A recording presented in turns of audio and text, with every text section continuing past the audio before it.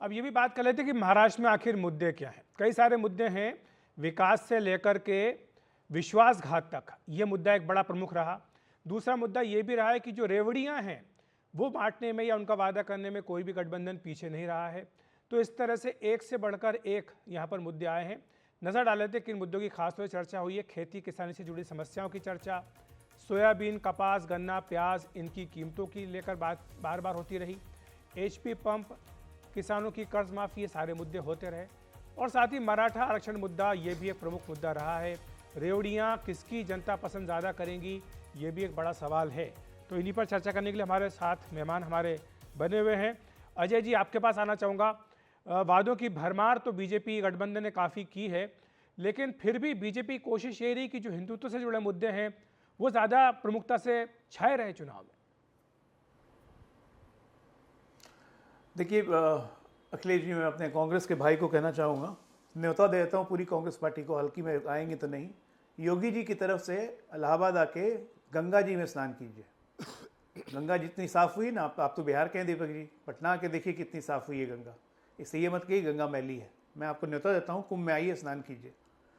देखिए दीपक जी, बात ये है अखिलेश जी कि महाराष्ट्र में जनता मुद्दों पे और वादों पे भरोसा नहीं करती है, डिलीवरी पे भरोसा करती है। और इस सरकार में तो और भी अच्छा है, 2.5 साल महाविकास आघाड़ी ने किया है, चलाया है, और 2.5 साल हमने चलाया है। किसने क्या डिलीवर किया ये सामने है। मैंने कहा ना कि हमारा काम बोलता है। आज महिला सम्मान योजना के तहत 2100 रुपये मिल रहे हैं महिलाओं को। हमने ऑलरेडी 3-4 किस्त दे चुके हैं।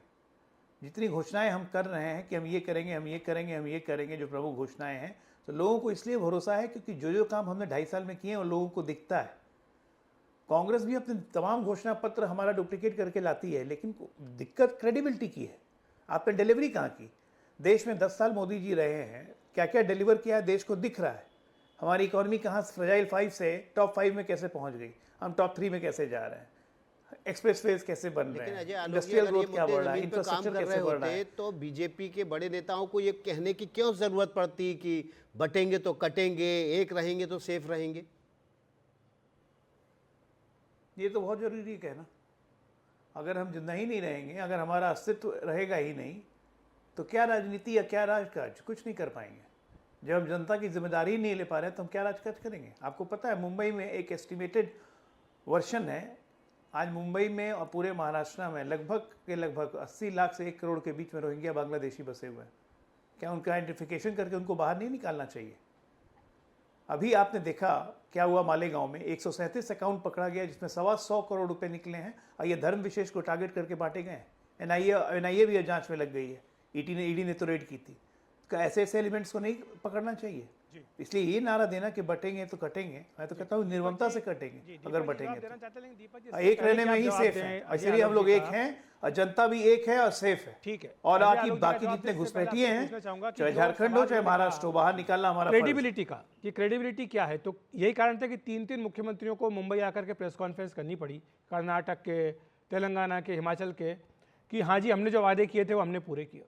देखिए, आपके सवालों का जवाब बहुत सीधा सा है कि महाराष्ट्र में और झारखंड में, यहाँ तक कि हैदराबाद का नगर निकाय का चुनाव होता है तो पूरा प्रधानमंत्री का कैबिनेट चला जाता है। तो आप इनसे सवाल नहीं करते हैं कि भाई एक नगर निगम का चुनाव में प्रधानमंत्री का कैबिनेट जा रहा है, वो वहाँ पे गारंटी दे रहा है कि हम ऐसा करेंगे। और अजय जी ने एक बड़ी अच्छी बात कही कि क्रेडिबिलिटी की बात नहीं है, जुमलों की बात है। भाजपा का घोषणा पत्र जुमलों का पूरा का पूरा एक ऐसा किताब है जो, क्योंकि इन्होंने अभी अपने शब्दों से स्पष्ट कर दिया। नरेंद्र मोदी जी कहते हैं कि हम अभी 2014 से लेकर 2024 आ गया, जितने वादे किए थे किसानों की आय दुगनी करेंगे। महाराष्ट्र में कपास के किसानों के क्या हालात हैं वो आप किसी से छिपे नहीं। महाराष्ट्र में कितनी आत्महत्याएं कर रहे हैं किसान, शायद आज देश में सबसे ज्यादा, वो किसी से छिपा नहीं है। अजय जी ने कहा कि रोहिंग्या आ गए, वहां पे मुसलमान आ गए। अरे भाई साहब, सरकार तो आपकी है, आपको चुनावों में कैसे याद आता है? आपके मुख्यमंत्री महाराष्ट्र में बोलते हैं कि हम यहाँ चुनाव जीतेंगे तो पाकिस्तान में तिरंगा लहराएंगे। हमने तो पाकिस्तान को बांट भी दिया था और काट भी दिया था।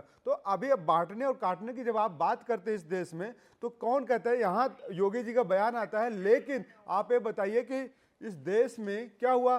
केशव प्रसाद मौर्य जी कहते हैं हम इस बयान से सहमत नहीं है। अजीत पवार जी कहते हैं हम इस बयान से सहमत नहीं है। तो आप बताइए ना, ये आपके अंदर ही सिर्फ फुटबॉल क्यों हो रहा है? उधर अशोक चौहान जी आपको नकार देते इस बयान के लिए कि हम ऐसे बयानों का सहमत नहीं करते, महाराष्ट्र में ऐसे बयानों की जगह नहीं है।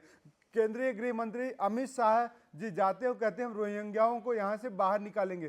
3 साल से आपकी सरकार है, अभी तक आपको नींद आ रही थी? आप सो रहे थे या एयरपोर्ट में जाके ड्रग्स ले रहे थे? क्या कर रहे थे? भाजपा कर क्या रही थी अभी तक इतने सालों में? तो इन सब मुद्दों पे सिर्फ ध्यान बटाने की, बरगलाने की बात करते हैं। कृष्णा हेगड़े जी बताइए, आप सो रहे थे क्या? 3 साल में क्यों नहीं निकाला आपने रोहिंग्या को, घुसपैठियों को बाहर? देखिए, कांग्रेस की भाषा है क्या ड्रग्स लेते हैं? दूसरी बात मैं कहना चाहता हूँ कि शायद इनको पता नहीं, हमारी सरकार जो एकनाथ शिंदे जी की सरकार है वो पिछले 2.5 साल से, उसके पहले उद्धव जी की सरकार है। और ये घुसपैठियों के बारे में जो हम बात कर रहे हैं, हमारे नेता सामान्य हिंदू हृदय सम्राट बाला साहेब ठाकरे जी 40 साल से बात कर रहे हैं। और 40 साल से कांग्रेस की सरकार थी, तो आपकी सरकार सोई थी। आपके विधायक लेटर दे रहे थे, घुसपैठियों को अंदर बुला रहे थे, उनका वोटर कार्ड बना रहे थे, उनसे वोट हासिल कर रहे थे। और इसीलिए अभी भी आप देखो, ये इलेक्शन में भी लोकसभा में वोट जिहाद हुआ है। उसके अलावा अभी ये विधानसभा इलेक्शन में उलेमा council, all India personal Muslim law board, Akbaruddin Owaisi, Asaduddin Owaisi, Sajjad Nomani, सब साथ में मिलके वोट पोलराइज करने की कोशिश कर रहे थे। और आप उनको समर्थन दे रहे हैं और वो आपको समर्थन दे रहे हैं, वो हमको समर्थन दे रहे हैं क्या? तो इशू ये है कि देखिए, आप ऐसे लोगों को समर्थन ऐसा देते हैं। आप लोग अभी औरंगजेब फैन क्लब के मेंबर बन गए। छत्रपति शिवाजी महाराज के जयंती पर औरंगजेब का फोटो लहराना, रामनवमी पे औरंगजेब का फोटो लहराना, गणपति बप्पा के विसर्जन के दौरान औरंगजेब का फोटो लहराना, दशहरे के दिन पे औरंगजेब का फोटो लहराना।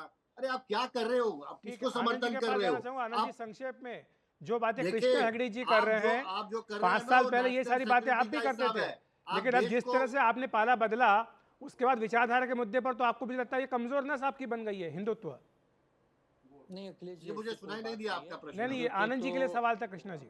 आनंद जी, हिंदुत्व तो हमेशा हमारे प्राण समान रहा है। हम कल भी बात करते थे, आज भी करते हैं, कल भी रहेंगे। ये जो 2024 का चुनाव है ना, ये विकास के मुद्दे पर लड़ा जाना चाहिए था, लेकिन भारतीय जनता पार्टी उस पिच पर कभी खेलना ही नहीं चाहती। जब बात होती है रोजगार की, जब वेदांता फॉक्सकॉन यहाँ आना होना चाहिए, टाटा एयरबस यहाँ आना चाहिए, वो दूसरे राज्यों में चले जाते हैं। जब किसानों के सोयाबीन की जो लागत है, उससे भी कम पैसे अगर सरकार उनको मूल्य के रूप में देती है, उस पर कोई बात नहीं करता। माताओं बहनों की सुरक्षा के लिए जो शक्ति कानून हमारे समय का सिग्नेचर किया हुआ केंद्र के पास पड़ा हुआ है, उस पर कोई बात नहीं करता।